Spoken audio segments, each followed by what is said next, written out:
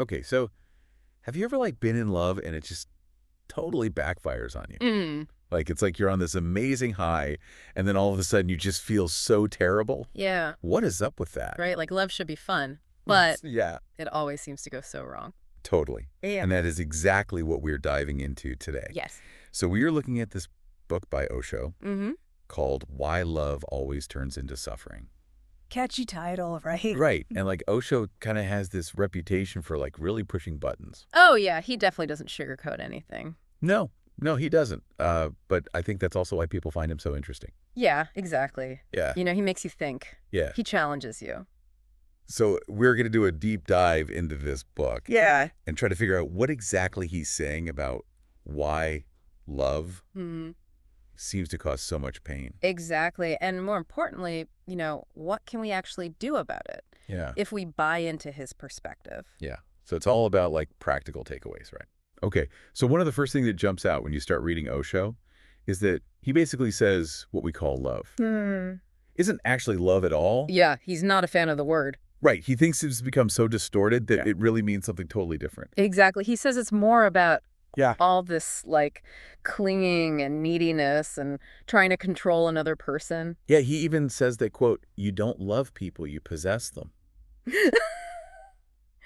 Oof, that one hits hard. Yeah, right. It's like, wait a minute, am I guilty of this? Like, think about it. Have you ever felt like super jealous when your partner like talks to someone else? Oh my gosh, yeah, all the time. So maybe Osho has a point. Totally.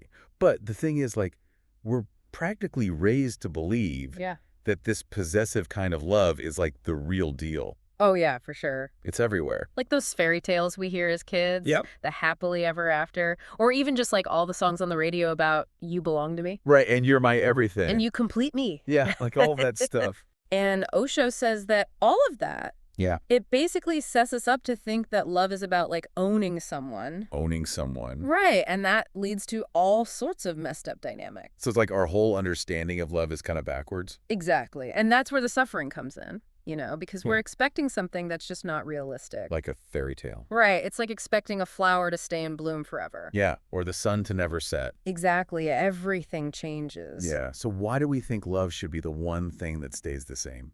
It's so true. And that's what sets us up for disappointment. Okay, so let's talk about the honeymoon phase.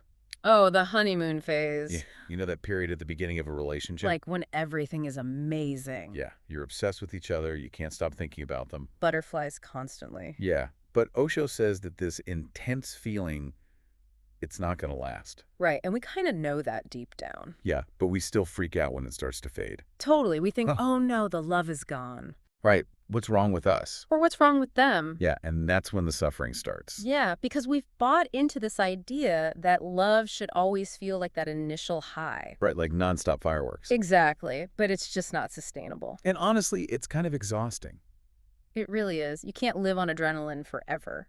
Yeah, so Osho's saying, like, it's actually okay for those crazy intense feelings to calm down a bit. Right. It doesn't mean the love is gone. It just means it's evolving. Exactly. It's like becoming something deeper and more sustainable. Okay, so here's another thing that Osho points out, and this one might sting a little. Okay, I'm ready. He says, sometimes we're not actually falling in love with the person at all. Whoa, what do you mean? Like, we're falling in love with how they make us feel.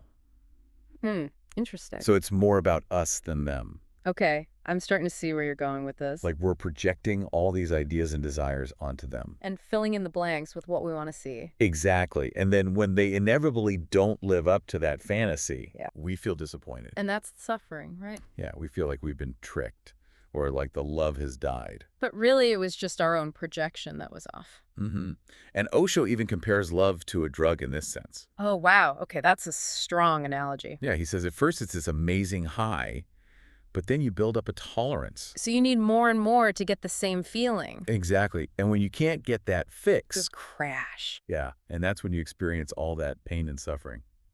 Okay, so this is all pretty intense, but like, how do we actually break free from this cycle? Yeah, that's the million-dollar question, right? We're real. Well, Osho says the key is to work on ourselves first.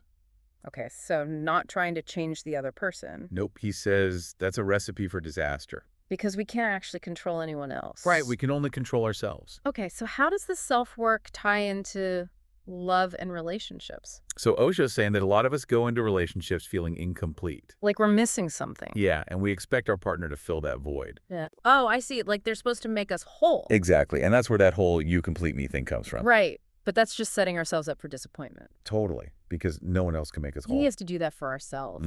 And when we expect someone else to do it, We become totally dependent on them. yeah, our happiness is completely tied to their actions. And that's a recipe for suffering. Exactly. So Osho's saying that true love, it can only happen between two people who are already whole and complete on their own. So they're not coming together out of neediness. Right. It's more like they're choosing to share their already full lives with each other. It's a much healthier dynamic. Yeah. And it leads to a totally different kind of love. Okay, so what does this healthy love look like? Well, Osho makes a distinction between what he calls need-based love and freedom-based love. Okay, break that down for me. So need-based love, it's all about clinging and fear. Like you need the other person to be a certain way. Yeah, to make you feel secure and loved. And if they don't, you feel anxious and insecure. Exactly. It's like you're constantly trying to control them And make sure they don't leave. because the thought of being alone is terrifying. Oh, I totally get that. Yeah, but freedom-based love is totally different. How so?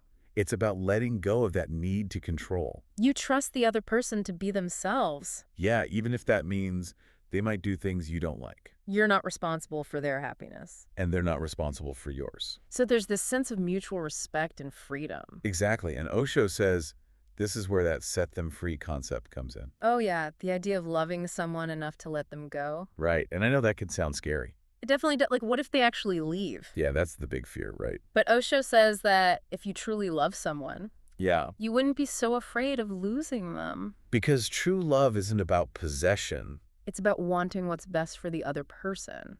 even if that means they're not with you.